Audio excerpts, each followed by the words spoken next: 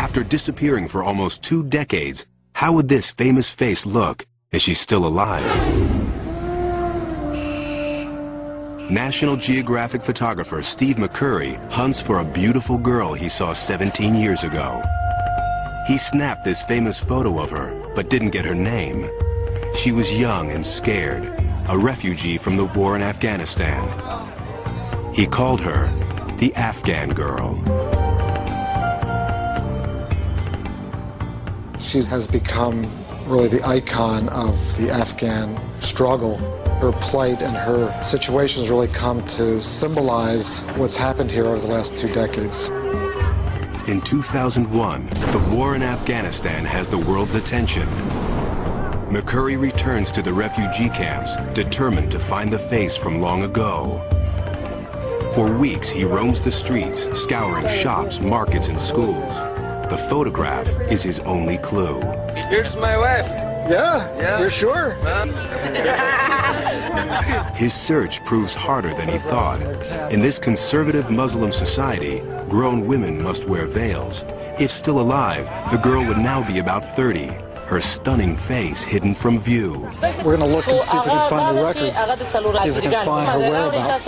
Luke says for the last 3 for this girl. After weeks of looking, McCurry's run out of hope and time. We have a lot of leads still coming in, but I'm going to have to leave today. Been through the camp exhaustively, looking and talking to as many people as possible. But shortly after McCurrry leaves, an Afghan refugee approaches the TV crew. He says he knows the girl from the photo. But the woman now lives hours away near Tora Bora, across a border that swallows lives. The man agrees to bring her to a nearby home. 3 days later, she arrives. But there's a hitch. Local custom dictates only a woman may enter inside. Do that and then we'll eagerly await. Associate producer Carrie Regan goes forward, alone.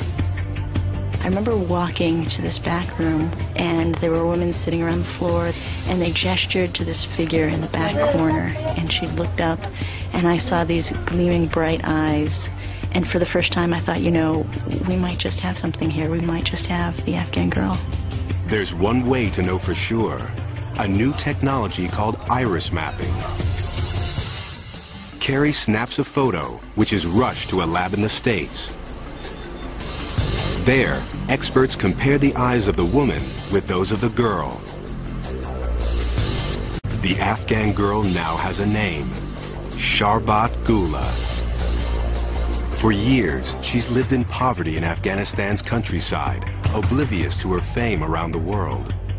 McCurrry races back, hoping to photograph Sharbat once again. But one obstacle still remains. Sharbat's a conservative Muslim, now married with 3 children. Will she be willing to drop her veil? It's hard for Sharbat to understand that she's an icon to the outside world. McCurrry talks with her and her husband, explaining that this will bring attention to the plight of the Afghan people. Reluctantly, she agrees to the request. As he sets up the shot, Sharbat drops her veil.